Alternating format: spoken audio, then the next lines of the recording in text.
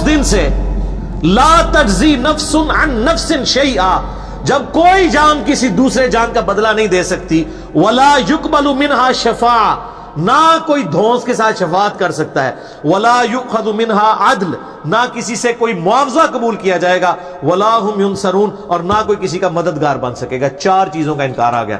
اونٹ پیر تو اڑے کتنے گئے؟ تو بےچارے آپ کو ٹھیک ہی تو کہتے ہیں، آپ کیوں نہیں مانتے کہ قرآن حدیث ڈائریکٹ نہیں پڑھنا گمراہ ہو جاؤ گے؟ بالکل ٹھیک کہہ رہے ہوتے ہیں۔ ان کی ڈاکٹرن میں آپ گمراہ ہو جائیں گے اور قرآن کی ڈاکٹرن میں ہدایت پہ آ جائیں گے۔ یہ بھی سورۃ الاعراف میں آیت آئے گی کہ جس کا گیئر الٹا لگ جائے، اللہ تعالیٰ فرماتا ہے اس کو ہدایت کا راستہ گمراہی نظر آتی ہے، گمراہی کا راستہ ہدایت نظر آتی ہے۔ اور اللہ سے ڈر جائیں اس معاملے میں کہ کسی شخص کو گمراہی ہدایت نظر آنا شروع ہو جائے اور ہدایت گمراہی۔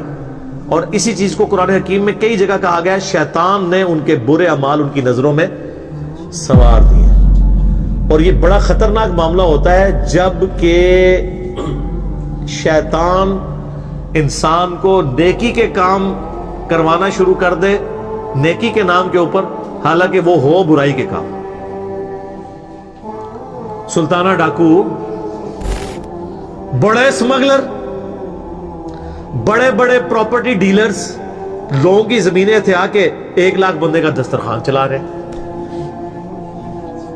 تو شیطان نے ان کے برے اعمال ان کی نظر میں سنوار دی۔ ان کو یہ حرام کا پیسہ کمانا نظر نہیں آ رہا، ان کو نظر آ رہا ہے کہ یار ہم اتنے غریبوں کو کھانا کھلا رہے ہیں۔ اچھا، یہ دنیا میں اس کی تعریف ہوگی، اللہ کے ہاں 0 سے ملٹیپلائی ہے۔ اللہ کو دونس نہیں ہے نا، یہ روب تو آپ پہ چل سکتا ہے نا۔ اللہ کے لیے کوئی روب ہے کسی بندے نے 1 لاکھ کو کھلایا؟ سر، جو روزانہ لاکھوں ویل مچھلیوں کو کھانا کھلا رہا ہے پیسیفک کے اندر اور اٹلانٹک کے اندر، جو ایک چھوٹے ویل مچھلی کی جو ایک وقت کی خوراک 500 کلو گوشت ہے، آدھا ٹن ایک وقت کا چھوٹی ویل کھاتی ہے، جو ملینز آف ٹن گوشت لاکھوں ویلوں کو روزانہ کھلاتا ہے، اس کے سامنے 1 لاکھ کا دسترخوان تو ایک ویل مچھلی سے پورا ہو جاتا ہے۔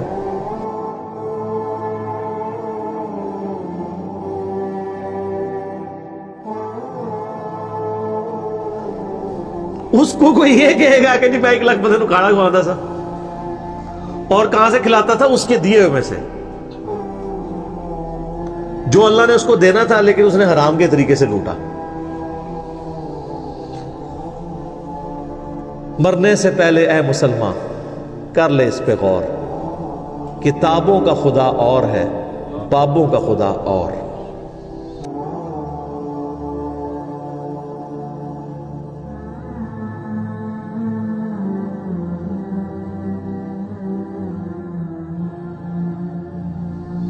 سر، قرآن کی ہر آیت کے بعد جیسے ایک گول دائرہ ڈلا ہوا ہے نا، ایک چھوٹا سا سٹیرک لگا کے نا سائڈ پہ یہ شعر لکھ دیا جائے اردو کے اندر، کم از کم پنچ کرے آپ کے دماغ کو۔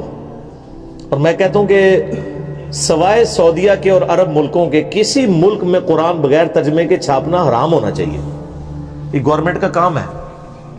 آپ کیوں لوگوں کو طوطا بنانا چاہتے ہیں؟ اگر ہمارے آئین میں یہ شک داخل ہو جاتی، میں نے کئی دفعہ ہائی لائٹ کی ہے 73 کے، کہ پاکستان میں صرف عربی میں قرآن نہیں چھاپ سکتا۔ صرف عربی میں قرآن چھاپنے کا مطلب کیا ہے؟ آپ لوگوں کو یہ بتا رہے ہیں کہ صرف عربی پڑھنی ہے، یہی بتانا چاہ رہے ہیں۔ تو کتنا بڑا ظلم کر رہے ہیں۔ قرآن اس لیے نازل ہوا ہے، کہتے ہیں دنیا میں سب سے زیادہ پڑھی جانے والی کتاب قرآن ہے، لیکن اس کا جو سائملٹینیس کنٹراسٹ ہے کہ دنیا میں سب سے زیادہ بغیر سمجھ کے پڑھی جانے والی کتاب کون سی ہے؟ قرآن۔ یہ اتنا بڑا تماچا ہے اس امت کے منہ کے اوپر۔ تو قرآن انڈیا، پاکستان، بنگلہ دیش کے اندر، رشیا کے اندر، ایران کے اندر بغیر ان کی نیٹو لینگویج کے ترجمے کے چھپنا ہی نہیں چاہیے، بلکہ گورنمنٹ کا کام ہے کہ صرف عربی میں جو قرآن چھپے ہوئے یہ ریٹریو کریں مسجدوں سے، اور اس کی بجائے وہ رکھیں۔ کتنا خرچہ ہو جاتا ہے؟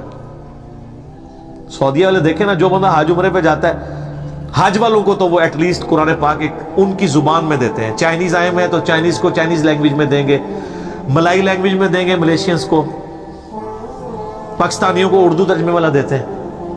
ہماری گورنمنٹ نہیں کر سکتی۔ کوئی خرچہ نہیں ہے. ایک مسجد میں کتنے قرآن زیادہ رکھے ہوتے ہیں؟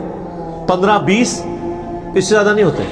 15-20 قرآن تو ایک محلے میں لوگ خود خرید کے وہاں پہ رکھ سکتے ہیں ترجمے والے. صرف گورنمنٹ اس کے اوپر چلان کرنا شروع کر دے کہ بغیر ترجمے والا قرآن جس کی مسجد سے ملا اور مولوی وہ اندر کریں گے.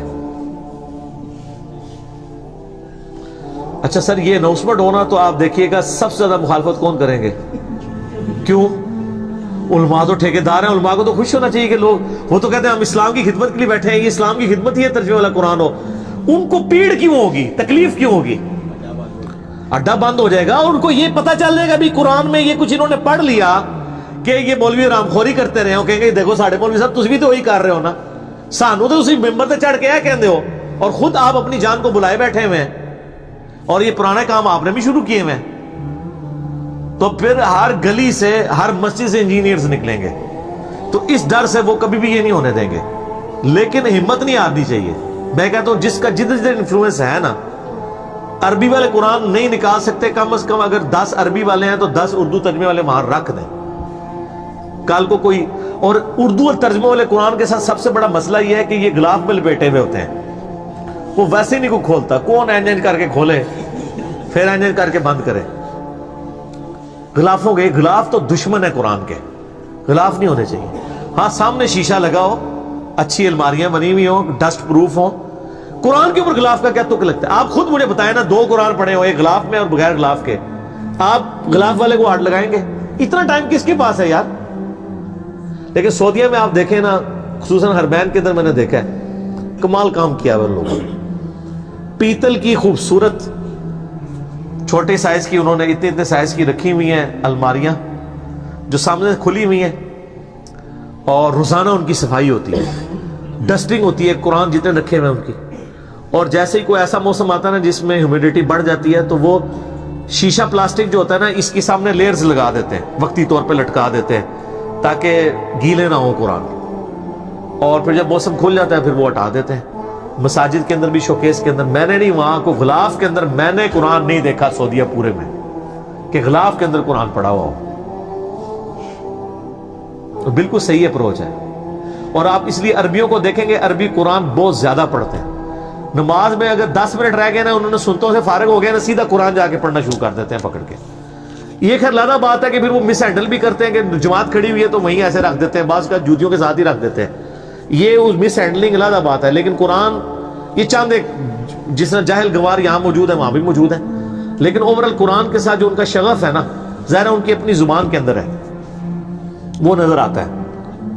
باقی پریکٹیکلی اگر آپ کہیں کہ ان کی زندگی میں کوئی فرق پڑا ہوا ہے تو وہ تو اسی وقت پڑے گا نا جب قرآن جو ہے وہ کبھی فزکس کی کتاب چومنے سے یا صرف تلاوت کرنے سے فزکس نہیں آپ کو آئے گی جب تک آپ اس کو سمجھیں گے نہیں. تو سر فزکس سمجھے بغیر نہیں آ سکتے, قرآن سمجھے بغیر کیسے آ سکتا ہے جب تک آپ اس کے اوپر تفکر نہیں کریں گے.